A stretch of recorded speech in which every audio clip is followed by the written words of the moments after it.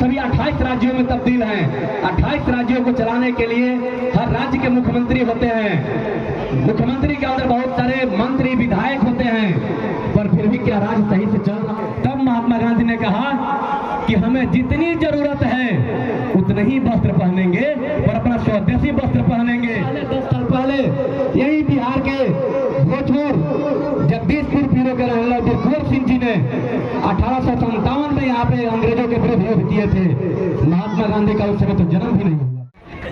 हमारे senior teachers और यहाँ उपस्थित अभिभावक महोदय और मेरे प्यारे नन्हे मुन्ने बच्चे, आप सभी को 80वीं स्वतंत्रता दिवस की हार्दिक शुभकामनाएं एवं ढेरों सारी बधाई।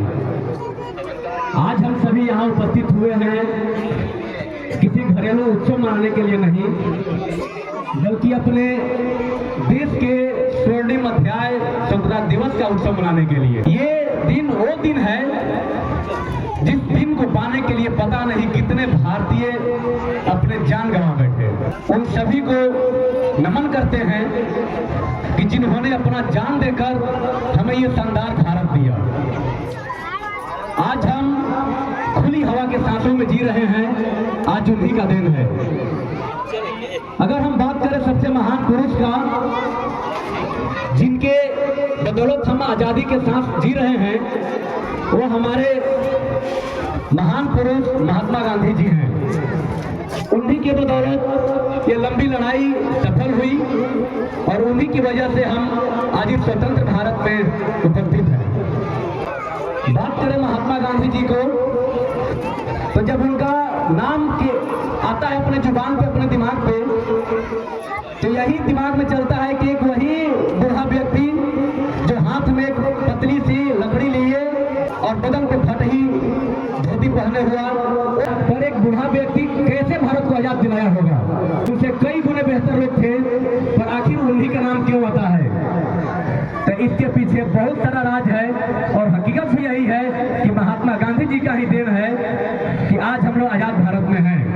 पर यह नहीं है कि पूरा उन्हीं का देन है, पर मुख्य अग्रणी भूमिका निभाने वाले, शुरू से अंत तक आजादी को समझने वाले और हमें यहाँ तक लाने वाले महात्मा गांधी ही हैं। आज हम लोग जिस गांव से बिलोंग कर रहे हैं, जिस एरिया से बिलोंग कर रहे हैं, जिस बाजार से बिलोंग कर रहे हैं, हम अपने बच्चों को पढ़ाने के लिए अपने गांव के बेहतर स्कूल में, अपने बाजार के बेहतर स्कूल में, अपने शहर के बेहतर स्कूल में, अपने राज्य के बेहतर स्कूल में पढ़ाने के हमेशा ललायित रहते हैं।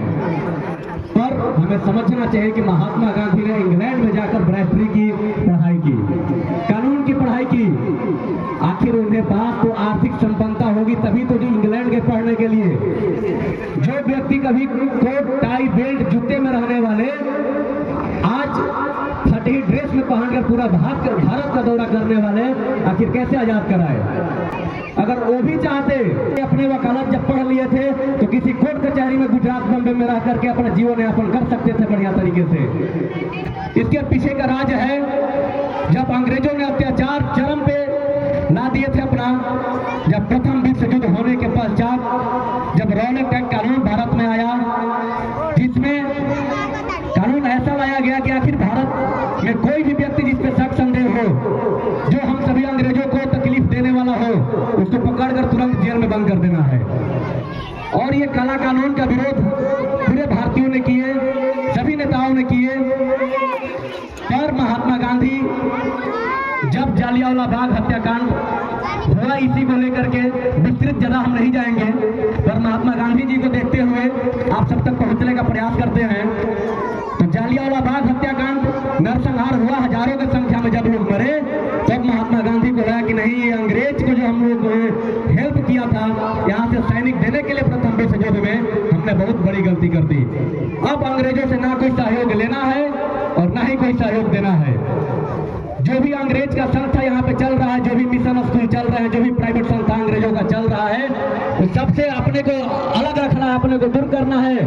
हम महात्मा गांधी ने कहा कि हमें जितनी जरूरत है उतने ही वस्त्र पहनेंगे, पर अपना स्वदेशी वस्त्र पहनेंगे। और उसी समय महात्मा गांधी ने अपना वस्त्र तो त्याग दिए, जितने भी कपड़े थे भारत में जो अंग्रेजों के, सबको होली के की तरह जलाया गया। और तब से जब उसी समय महात्मा गांधी जी ने प्रण लिया कि जब तक भारत देश हम आजाद नहीं करा देते हैं तब तक हम अपना फटही लंगोटी त्यागेंगे नहीं और अंततः भारत को आजाद दिलाए। कि आज हम सभी 28 राज्यों में तब्दील हैं। 28 राज्यों को चलाने के लिए हर राज्य के मुख्यमंत्री होते हैं। मुख्यमंत्री के अंदर बहुत सारे मंत्री विधायक होते हैं, पर फिर भी क्या राज्य सही से चल रहा है? नहीं चल रहा है। राज्य की बात दूर, हम अपने घर में देख रहे हैं कि हमारा घर, हम एक परिवार के हेड होते हुए भी हमारा परिवार भी सही से नहीं चल रहा है।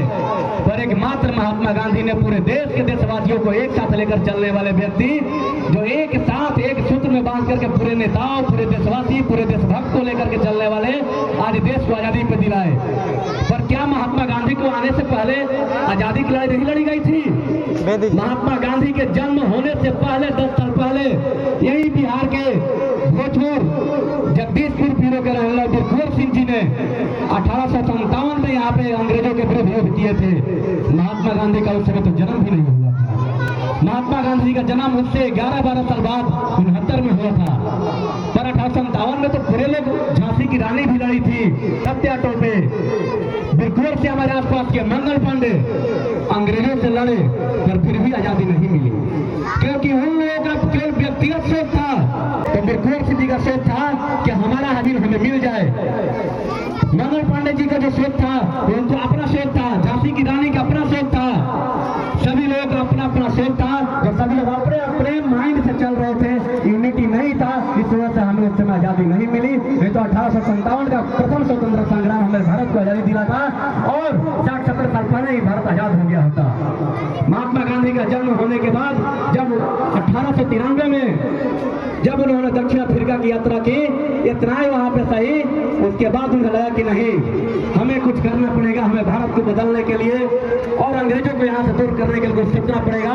और ये आंदोलन दक्षिण अफ्रीका से लेकर के जब 1915 में भारत में पहुंचे, 1915 से लेकर के 1947 तक, जब तक भारत आजाद नहीं हुआ, हर कड़ी पे बारीकी से ध्यान रखें। और उनके बीच बहुत सारे हमारे स्वतंत्रता सेनानी शहीद भी हुए। और आप सभी बता दें कि आज हमारा विद्यालय मां गायत्री पब्लिक स्कूल 2009 से लगातार इस हसन बाजार की धरती पर कार्यरत है। जिस तरह से हसन बाजार धरती के चौतरफा गांव के हर एक गर्जियन, हर एक अभिभावकगण जिस विश्वास के साथ इस विद्यालय प्रांगण में अपना भरोसा जताए हैं, हम सभी विद्यालय परिवार यही चाहेंगे कि आपके भरोसा पे हमेशा हम खरा उतरे और आगे हम हमेशा नई सोच के साथ, हमेशा ऊंची नया आयाम के साथ लगनशील होकर आगे बढ़ते रहें और अपने बच्चों को उज्जवल भविष्य के लिए कुछ नया करते रहें, जिससे हमारे बच्चे पूरे क्षेत्र में कुछ नया आयाम बढ़ सके।